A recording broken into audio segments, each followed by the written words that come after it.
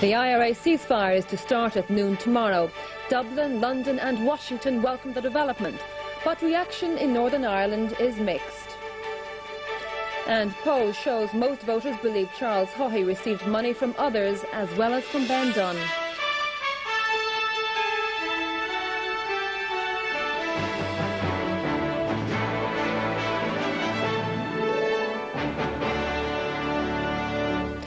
Good evening. Dublin, London and Washington have welcomed the IRA announcement that it's to renew its ceasefire from midday tomorrow.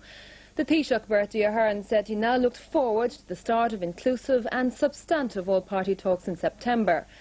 The British Prime Minister Tony Blair said there was new hope for peace and a lasting political settlement in the north. President Clinton said the United States would work to nurture what he described as this moment of great possibility. The SDLP has urged all sides to respond positively to today's announcement, but the Ulster Unionists emphasised that the IRA hadn't described the ceasefire as permanent. In its statement to RTE, the IRA said it had decided to call an unequivocal restoration of its ceasefire after having assessed the current political situation. The announcement of the new IRA ceasefire was communicated to RTE News early this morning. The details of the statement were taken down by hand. In it, the leadership of the IRA once again explained why the last ceasefire broke down, blaming the previous British government and the Unionists for blocking any possibility of real or inclusive negotiations. The statement went on, "We are prepared to enhance the search for a democratic peace settlement." And they say, having assessed the current political situation, the leadership of Óglaigh na hÉireann are announcing a complete cessation of military operations from midday tomorrow. In the final sentence they say, "We have ordered the unequivocal restoration of the ceasefire of August 1994. The word permanent does appear in today's statement, but in the context of the IRA saying it wants permanent peace. But the word which will probably please the two governments most is unequivocal, where the IRA says it has ordered an unequivocal restoration of the 1994 ceasefire. And there's a growing air of optimism tonight that today's statement will allow Sinn Féin into the talks process on September the 15th. And at a news conference in Belfast today, the Sinn Féin leadership gave its response to the statement. I think that's what it's about. The sadness of Lawrence Martin and the fact that there's another chance. And that's what this is, another chance. And I want to say that all of those who are in positions of influence in church and state, in trade union leaderships and communities, and other political parties, and particularly I want to call upon the Unionist leaders to look forward, to have ceasefires in our minds, to seize the moment. And I want to pay my appreciation to Tony Blair for making peace in Ireland his priority, and he has now put up the challenge to all of us to get to that table together with both governments and provide lasting stability and lasting peace. And as I've been saying a lot in recent years, I hope that my dream comes true, that the next century, a few years away, will be the first century in our island history in which we will have no killing on our streets. The announcement has been greeted with scepticism by the main Unionist parties. However, the Progressive Unionist Party has given it a guarded welcome. The security forces remained on alert in Belfast this afternoon. They're taking nothing for granted until the ceasefire comes into effect at noon tomorrow. At RUC headquarters, a relaxed chief constable was closely monitoring developments, knowing the ceasefire will considerably lift the threat to his officers as they carry out their day-to-day duties. Loyalist politicians welcome the news, saying questions relating to the validity of the ceasefire will be answered at the talks. Well, I think it would be a problem for them internationally if they called a ceasefire that is seen to be tactical. However, no one knows. But what we do advocate and have advocated is we light the floodlights, get everybody into the arena, and let's find out who's real about democracy and who's not. Mainstream unionism was far more sceptical. There's no indication that there's any remorse from the IRA. There's no indication that they've changed their mind and recognise that violence is wrong. There's no indication that they intend to permanently end their violence. There's no indication that they're going to hand over any weapons. Nothing has changed. I want to see something that gives political stability in Northern Ireland. But I'm afraid this particular announcement is going to herald nothing that is any better than what we had in 1994. There's no doubt the celebrations this time round were far more low-key than that ceasefire of '94. Around 400 people turned out at a rally in West Belfast. It was the people of Belfast, including those on the Nationalist Falls Road, who bore the brunt of the troubles. This ceasefire announcement has brought a tremendous sense of relief. Very pleased about it, so I am, and I hope it continues for the sake of all my grandchildren and my older children too. We've been through so much in the last 30 years, you know, that we're really happy about it. Praying for years for it, you know. A few hundred yards away on the Loyla-Shankill Road, nobody believed it would hold. I think it means much here. We only do. Declared it before. Make no difference. The road announcements so that we'll never hold it. There'll never be a ceasefire because they've probably got what they wanted, and that's why they said there's a ceasefire. It's clear Unionists believe the threat of Republican violence won't go away until the huge hurdle of decommissioning is resolved. Both sides know the ceasefire is not the magic formula that will clear away all the political difficulties that lie ahead. Martin McGuinness has said what's needed now is a ceasefire of minds. Others hope Republicans won't get impatient if the peace talks don't unfold to their satisfaction. Well, we're joined now from Derry by Sinn Féin's Martin McGuinness. Mr McGuinness, the last time round you said the ceasefire would hold in all circumstances. Will that apply this time?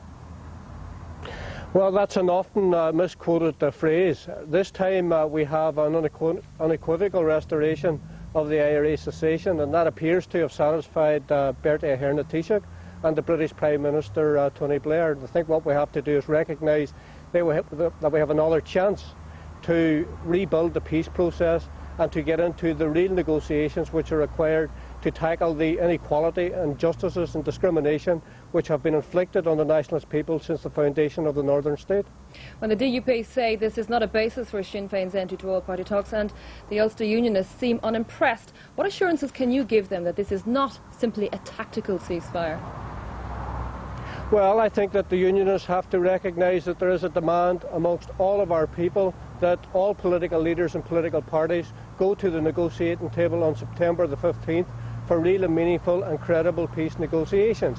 The Unionists need to have confidence in their own abilities and in their own case. They will come to the negotiating table with a pro-British agenda. We will go to the negotiating table with a Republican agenda because we believe that the best solution is for an end to British rule in our country and for a recognition by the British government of the right of all the people of Ireland to national self-determination.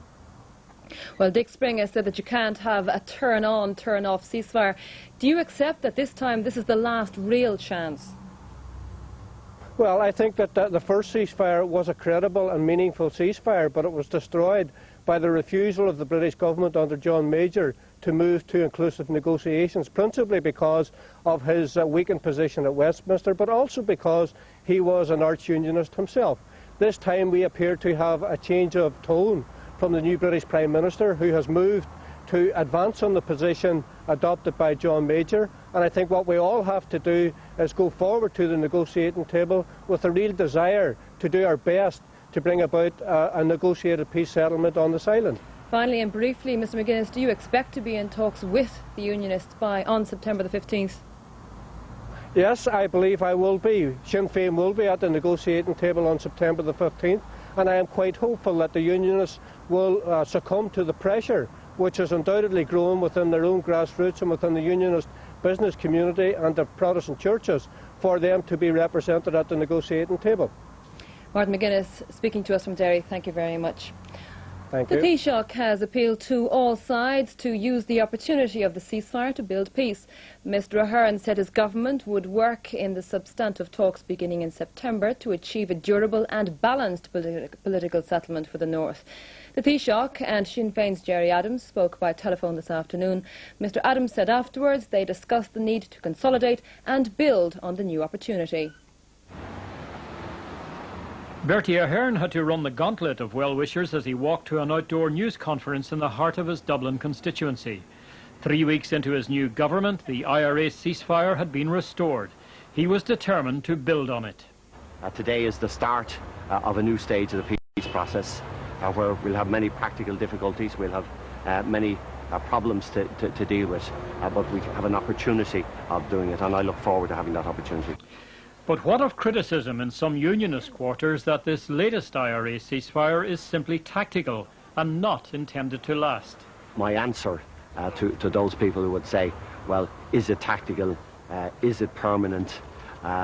Might it last? Might it change? My answer then, we all have to make sure that it does. And that beholds us all to work to do that. And that is a challenge for us all.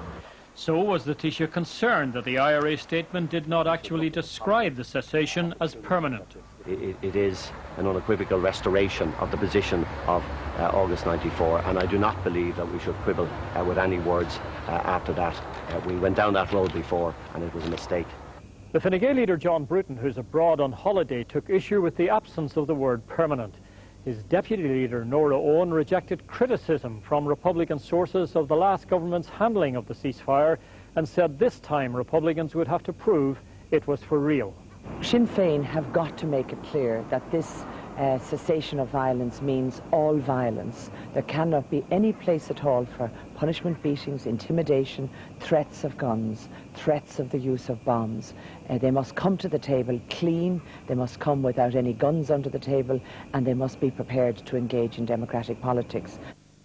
The British Prime Minister has said the announcement of the ceasefire is a welcome first step, but he also said his government would now have to make a judgment on whether or not it was genuine and unequivocal.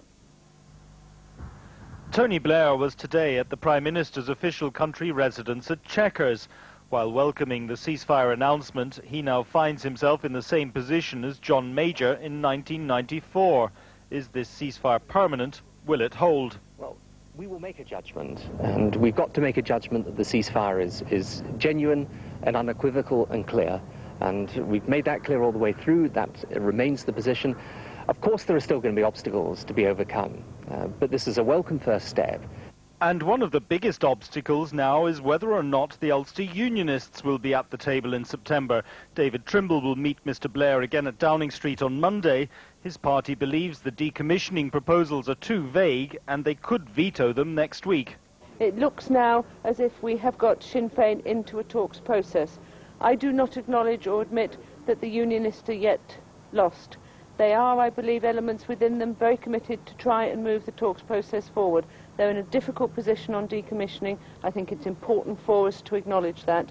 And then we will try and do what we can to reassure them, to show what the talks process can hold for them.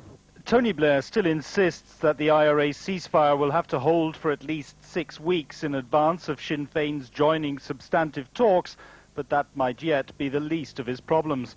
Mr Blair is about to get Republicans into the talks on the basis of a delicately balanced set of rules on decommissioning. On Monday, David Trimble will come here to ask Mr Blair to change those rules in order to keep Unionists in as well.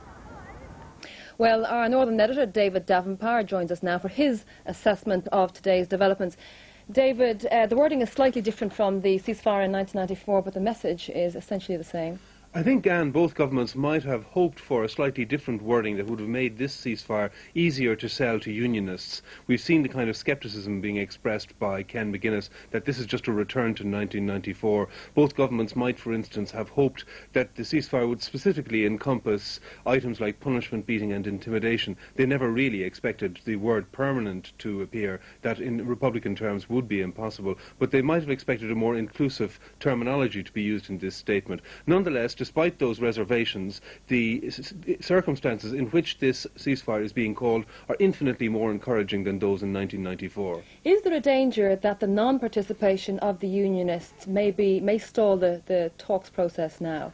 David Trimble faces an extraordinary dilemma. Within his own party, even within his own parliamentary party, there are dissenting voices who will say that under no circumstances should he sit down with Sinn Féin before some guns are handed over. His newest MP, William Thompson, has already said that in the House of Commons. So he's under pressure not just from Ian Paisley, but from within his own party. So he has to balance that. Now, a key aide to David Trimble said to me today that the ball game had changed now in a way that he had never seen before. So Mr Trimble will be on his mettle now to balance the kind of political pressures that he would like to see allow him stay as leader of the Unionist Party against the pressures to remain in those talks. Finally and briefly, David, do you expect the talks to proceed in December? The talks will proceed in September, and there's no doubt about that. But whether the Unionist parties will be there initially is very doubtful. The DUP won't be. I suspect the UUP won't be for a time at the very least. Thank you, David Davenport. One of the many thousands of victims of northern violence has said now is the time for forgiveness and for politicians to cross the divide. Richard Moore says he's optimistic about the ceasefire.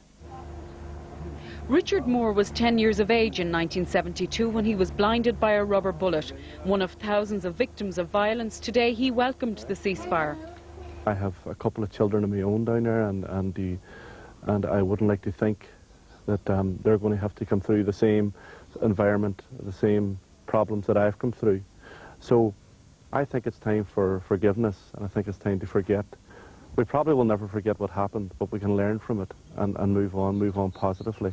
And if I'm prepared to speak to the soldier, which I've often said, I have no bitterness towards a soldier blinded me.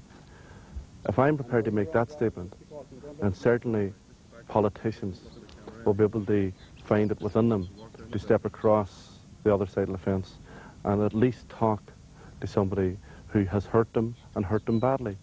On the streets of Derry this afternoon, many people shared Richard's views. Hopefully we have a final resolution and everybody will come to their senses, because at the end of the day peace is what we need. If everything goes well and the British government do something now, I mean we had a ceasefire for 17 months and there wasn't much done about it, you know. So you feel it's over to the British government now? Pardon? It's over to the British government now, is it? I think so. I would think now it would be, the ball would be in their court. We're over the moon. It'll change your business, will it improve things? Well, we've been sort of, this last month we've been waiting on the ultimate at any time, petrol bonds or anything like that. We're hoping now it will increase business. In other news, a man from Ahali in County Antrim has been charged with murdering the 18-year-old Catholic woman, Bernadette Martin, who was shot dead at the home of her Protestant boyfriend's family earlier this week. 36-year-old Trevor James McKeown from Coronation Gardens, who denied the charge, was remanded in custody.